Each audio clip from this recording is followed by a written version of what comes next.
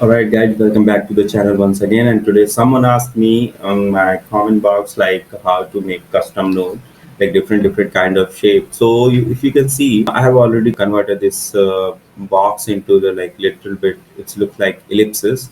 So there's one way, like if you can do like this you can do it, otherwise you need to write custom css for that. So I just implemented this thing like this. So it's easy, like you can write the css for that. So I put the border radius 50% over here, and if you want to do it into the code, so let me guide you where you can do that. So see, we have custom node over here. I already told you how to assign the custom node. So you can see these tools are two node types are the custom nodes we have. So first one, if you can see over here, custom node selector one, and second one is custom node selector. Okay, sorry, custom node selector and custom node selector one. Okay, so see over here, we have already defined the style properties, like what would be the style if we. So these are the handle type style. Okay, but custom color picker node. Okay, so what we can do, we can give the style to this one, or we can write a style into the style.scss by giving the class to this. Okay, let's do a class, give a class name over here, like class name custom node one. Okay, and let's see into the browser that we are getting that class name or not. Okay, so let's reload this page for one now, and if you see, let's see. So you can see custom color picker. So I have created this another node, which one is having the class name that I written right now. Let's go open this object inside this. And if you see, the custom node is coming over here.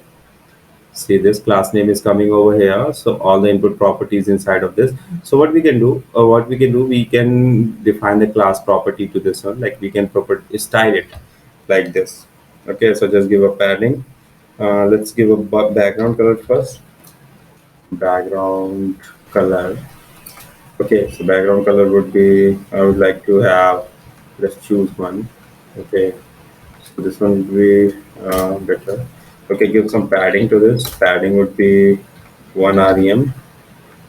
Okay, and after that, just give a border radius. Border radius will be 50%.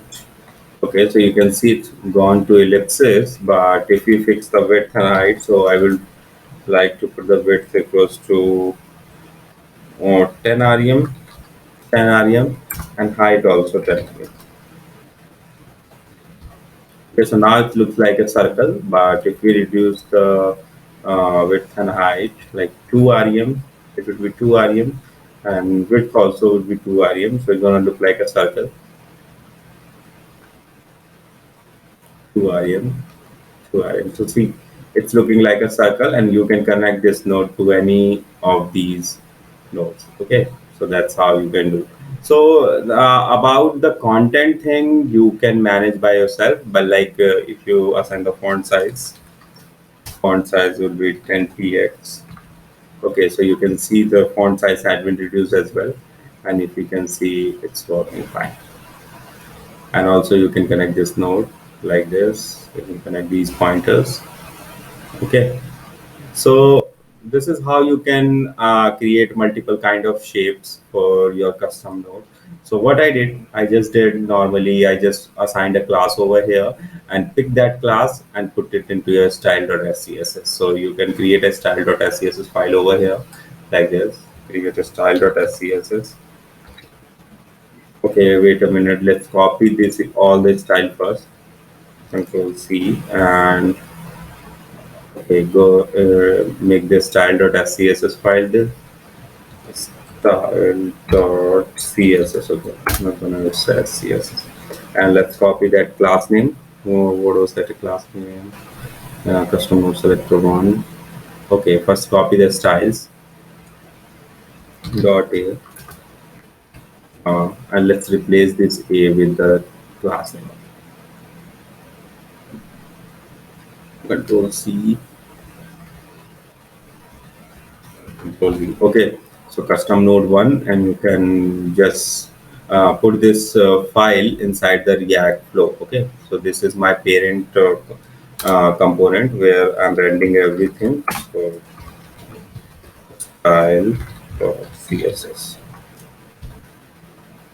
styles.css. Okay, and now if I will reload my page, so you can see it's coming already like this. I didn't do anything, and everything is coming from the class name. So it's style.css file.